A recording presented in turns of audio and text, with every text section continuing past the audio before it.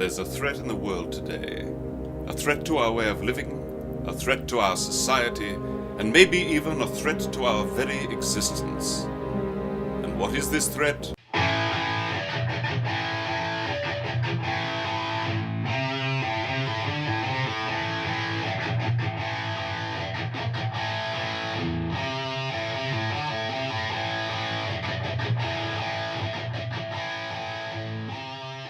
All righty, we got noise, we got volume, we've got cars on the track. We are talking racing here. Howdy.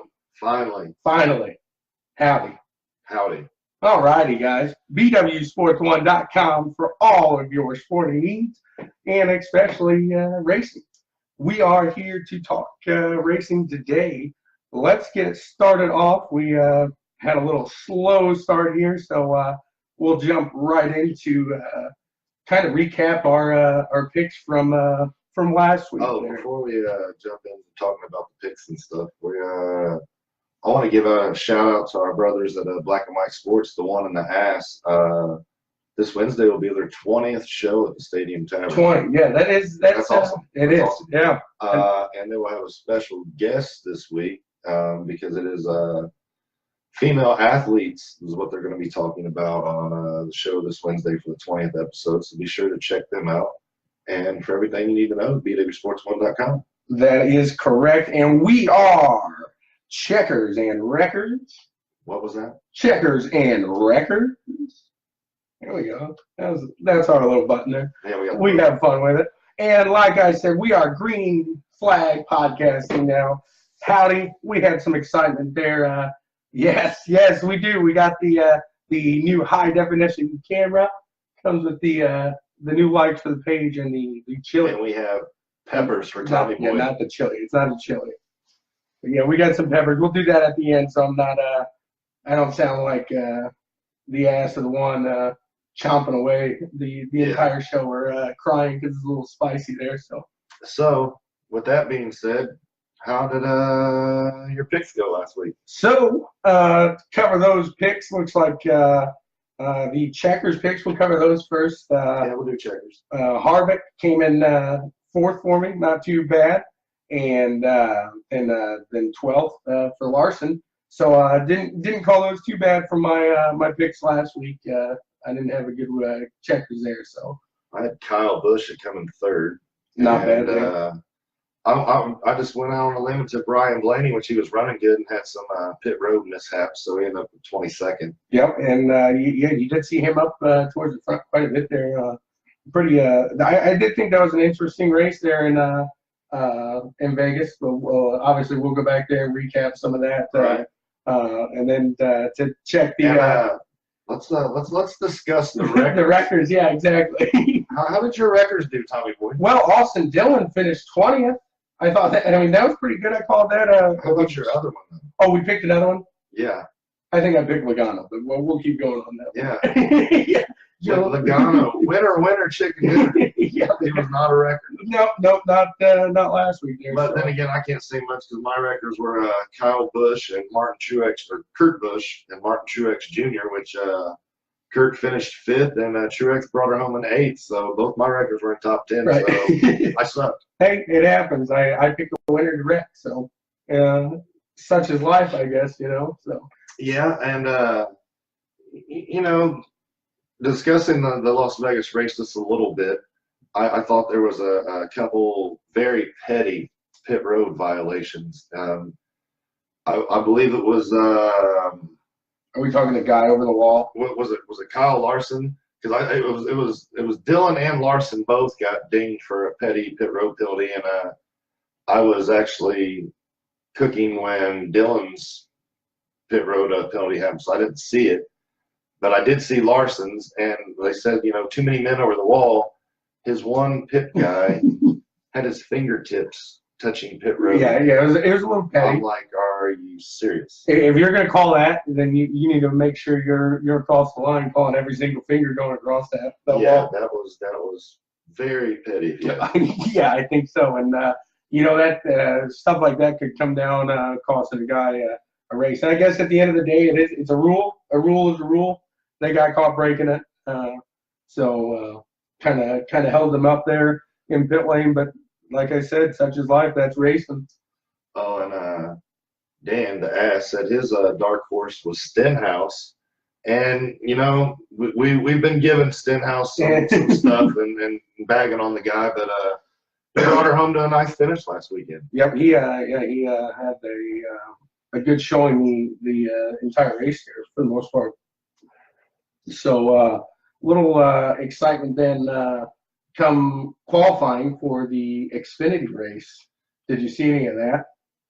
The Suarez McDowell melee. So we jumped from Vegas and we're into Phoenix here. Hey, I'm just gonna say this: Suarez ain't no punk. No, he ain't no punk. Like we were talking about yesterday, he's choking him, he's kicking, he's making, and the other guy's got a helmet on. He's swinging around with the helmet on. Suarez was about to get busy. Yeah, he was like I said, he's swinging a guy with a helmet on. He had no regards for anything. I don't think at that point.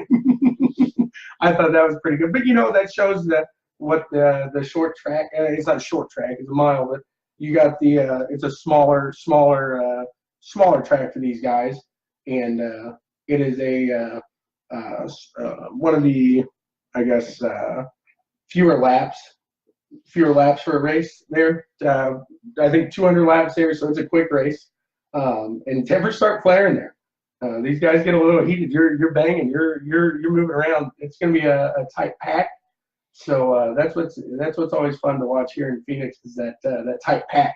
So there'll be some tempers flaring. Yeah, I want to see some excitement here. NASCAR's promised us this packing up and this new package with everything.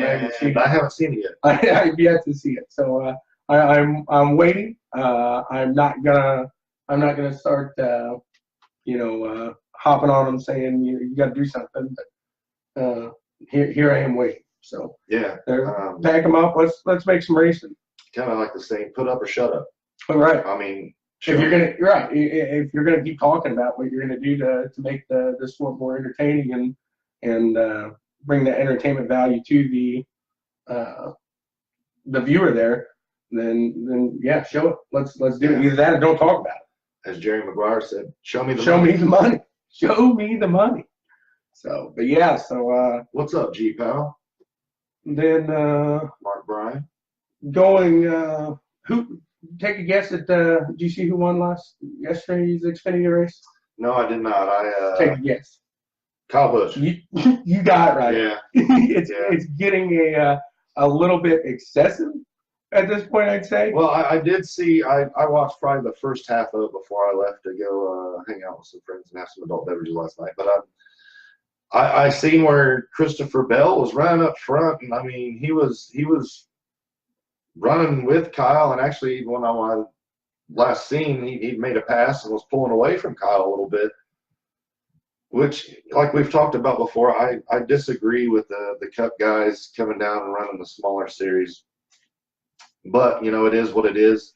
But at the same time, I think that's going to make Christopher Bell a better racer. I think by the time he hits the Cup side, he's already ran with Kyle Busch and Harvick and some of these Cup guys already, so it's no different than when he was running in the Xfinity Series. So there's pros and cons to it. Right, and I'm with you there because I was actually, before the race, they were interviewing him, Bell, about that thing there. I mean, what do you pretty much think about having Busch and Harvick and those guys race with you? He says he loves it, but obviously, as a young guy in that sport, are you going to say, it's like, no, I don't want these guys here. Right. But I see it. I mean, it drives them. That's your benchmark. That's who you want to become, so beat them. But, I mean, at the end of the day, we talked about it before. I don't know if I necessarily agree with it. He's, I think is he 3 for 3 now with the Xfinity race? So I think something needs to be done. Either that or those Xfinity guys need to go out and get them. Right. But they're interviewing him. And I don't want to stay too much on Busch. I don't want to make it the Busch show. But he's talking on the Xfinity race about like what Bell's saying about him racing in that series. And he just makes it sound like he is the top tier guy, which he is. But he's pretty much like, oh, yeah, they're chasing me every week, blah, blah, blah. I mean, I'm going to say this about Kyle Busch. Kyle Busch is that driver, you love him or you hate him. and I think a lot of people hate him because he is cocky. You can definitely tell in his interviews he's cocky. Rowdy, yep. But I will say this: Kyle Busch is probably one of the hardest working drivers in the pits. I mean, he's constantly in a race car driving it. He can give his crew chief good feedback. You know, hey, the car's doing this. We need to do this to correct that. And that's what, you know, a lot of your old school drivers, your Earnhardts and your Pettys and your Jeff Gordons and stuff like that, they were that type of driver. Hey, you know, the car's pushing out a 3. We need to put another round in it or just drop the air pressure or whatnot. And so I like that aspect about Kyle Busch. He's a racer. I mean, no doubt about it. He's a racer. So absolutely, he enjoys being in the car. You can tell it. I mean, he's got a family. You can tell he enjoys being around those guys. But at the end of the day, he brings them to the track. He enjoys having that atmosphere. I think. I mean, that's his life. So I would definitely like to see him in an Indy car. I know his brother Kurt's done it, and Kurt did a pretty good job. He swung that bad boy around the track. Kurt was impressive in an Indy car. I'd like to see little brother now. I would agree with that. I think that'd be interesting, and I mean, something I'm sure he would, if given he'd have to have a very good opportunity with a top tier team there. But speaking of NASCARs and stock cars, kind of moving on a little bit. Did you watch any of the videos on the Facebook page this week and see the one of the quarter scale RC cars? Yeah, so that's pretty interesting there. That's I mean, folks, if you think of RC cars as a little toy, well, quarter scale RC cars are far from a little toy. I mean, these cars, they're full tube chassis. They actually have independent suspension on every corner, you know, shocks, and they're a little race car. What are we talking about, like speed-wise, for everybody out there? That's that's usually everybody's first. Oh, well, how fast they get. Well, that's just going to be determined on where you're running and how long the straightaway. You know, because some tracks like we'll take Ingles for instance. They're gonna it's kind of a smaller track, so they're probably not going to get the speeds they would on They have a track out at the Marion County Fairgrounds they used to race on, and you could get her up pretty good and humming out there, and I would probably say they're getting, if I had to guess, 50, 60. Really? Yeah. Nice. So they have 2-cycle gas engines in them. Oh, and when you said humming, that was a good word for it. Yeah. I like it. That's they are definitely humming. Yeah, they're 2-cycle gas engines, and but speaking of that, did you see where Scott Rance, Ingles Speedway president, has cordially invited the Checkers and Wreckers and Black and White Sports, BW Sports 1 crew to come on out and check out Ingles Raceway and check out some racing? I think that sounds like a good time. Yes, and we will be there. Absolutely. April 6th, I believe, is the date. Is their opening day for Ingles RC Speedway, be their first race. So, folks, if you're out and about, swing on out to Ingles and check out some quarter scale RC racing. You will definitely be impressed by these little race cars. That'll be our first kind of out and about. Yes, and that will be the Checkers and Wreckers' first outside show. So very very excited for to go out and check out the racing and do a show. It should be a good time. So come on out and hang out with us, and come on out to Ingles. If you're not sure where Ingles is, it's east. Kind of by Pendleton, Fortville area-ish, right in there. So it's probably 20-25 minutes from Indianapolis, I would say. From downtown area, you're saying? Yeah, maybe. Yep. So and definitely as time gets closer, we're going to have the information, the address, everything posted. Yes. So you guys can join us out there. We'd love to have you guys interact with us, come out there, check out some of that racing there, and that is kind of what we're about here, guys. Is that backwoods, that homegrown racing, whether it be RC, whether it be karting, turtles, bar stools, like we were saying. Both the wheels and the motor on, race it. So we really appreciate the offer to come out there. And if anybody else like that would want us to talk racing and have a good time out there, just let us know, because this is, like I said, the backwoods home style grown the racing. That's where we really like to get our field from. Dan, I have times on that. I will text you the times. And I said it's east. I didn't say west. I said east. I'm pretty sure I did. Maybe. We'll check that back. Yeah.